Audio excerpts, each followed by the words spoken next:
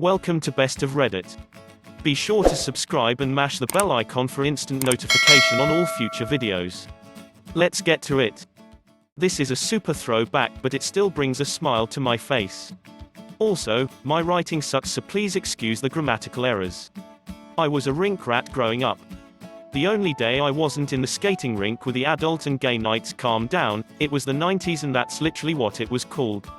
Friday night, Saturday morning and night, along with Sunday morning and night I was there. Hell, I didn't even leave between the morning and night sessions.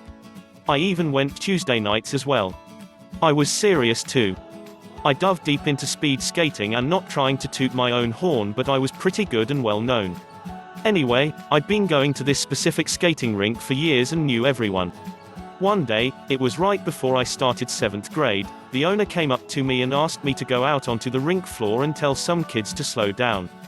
I did and came back, and he asked me how would I like to make $7.50 an hour, to which I responded, do I also get in for free? He laughed and said of course. Boom.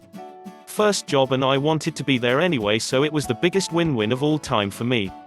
To say I loved it was an understatement, and I did everything besides work the snack bar. DJ, skate counters, floor guard, janitor, hype man, you name it and I did it. It was some of the greatest times of my life.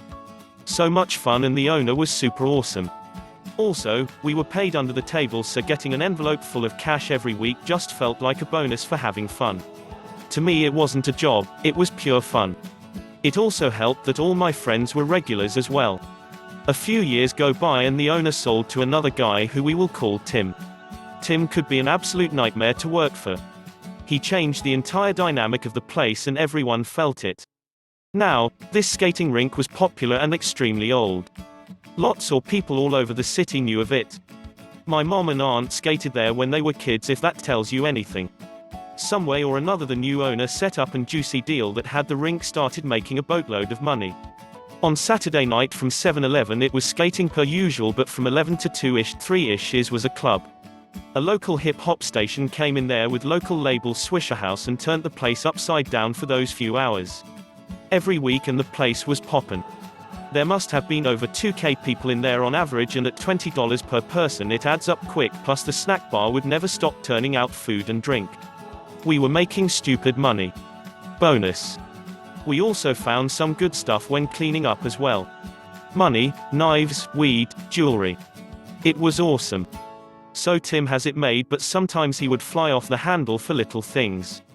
All of us weren't sure what his deal was, but he would explode out of nowhere and start talking all kinds of nonsense.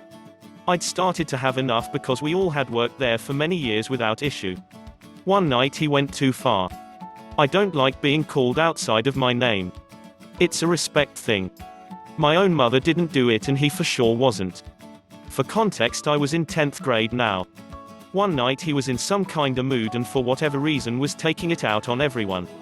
I don't remember the exact situation, but he started freaking out on me at about 11:30 p.m.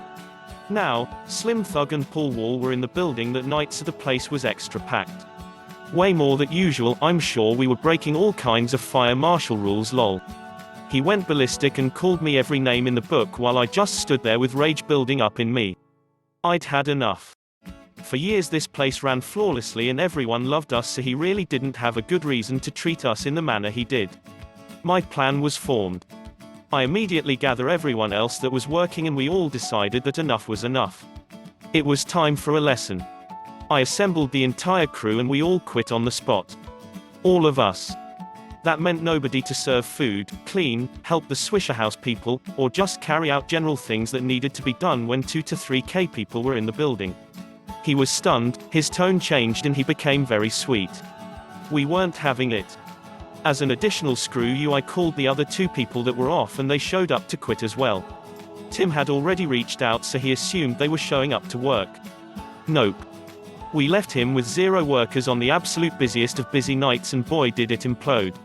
He couldn't find anyone to work, so the place went to absolute crap that night. The on-duty officer told him he needed to figure something out or he was going to close it down without workers. Well, he didn't. It closed down that night, and apparently without staff it got nasty. People started having sex, smoking, trashing the place and all kinds of stuff. Shortly after, the radio station and label took their business elsewhere, and not long afterward the place closed down. He lost his entire investment. This was very bittersweet for me because I loved the place, but he ran it into the ground. The building is still standing and I would love to bring it back to its former glory, but my pockets are not deep enough yet. Maybe one day. TLDR, new skating rink owners treated employees horrible, so we all quit at the same exact time to leave him stranded. He lost a big contract with a local radio station and popular record label, which cost him big money. Rink closed down shortly after. Clarification edit. So, allow me to clarify some concerns. First off, this was a skating rink, so no alcohol. I've never seen a skating rink serve alcohol, lol. The club night was only Saturdays. This never happened in any other day. Ever. Yes, it was insanity packed. When I say there were a lot of people, it's an understatement. Also, the parking lot in front of the building was crawling with people, and so was the one to the right of the building, which had a supermarket. A ton of people parked there, so the party overflowed. The people were allowed to walk in and out with the wristbands. I know the amount of people was excessive because the building had 4 AC system, but only 2 worked, so we would go outside through the night to cool off because the heat was overwhelming. Hence the reason customers could come and go. Yes, the crew quit. 3 of us lived on the same block and were childhood friends.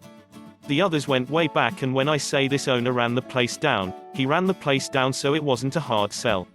It was no longer a fun place to work, and eventually that bled over into the customers not wanting to come back. There is another person in the comment who worked with me and he can back it up. Yes, I was hired when I was 13 to 14-ish. Yes, I was getting paid under the table. Yes, I was in middle school when I started and worked there till either the summer after 9th grade or during 10th grade. It was more than 20 years ago, can't remember exact dates for the hair splitters. Seeing as how 3 of us lived on the same block, getting a ride wasn't a problem, and eventually we all started driving. So yeah, old enough. Yes, local radio station and local record label put on the shows. Underground hip-hop starts, that are insanely popular here still, we're present every Saturday, which drew huge crowds. The other Redditor in here was the one I called, which was at about 12 AM, and he got out of bed to come and quit. We all went to Denny's to celebrate afterwards.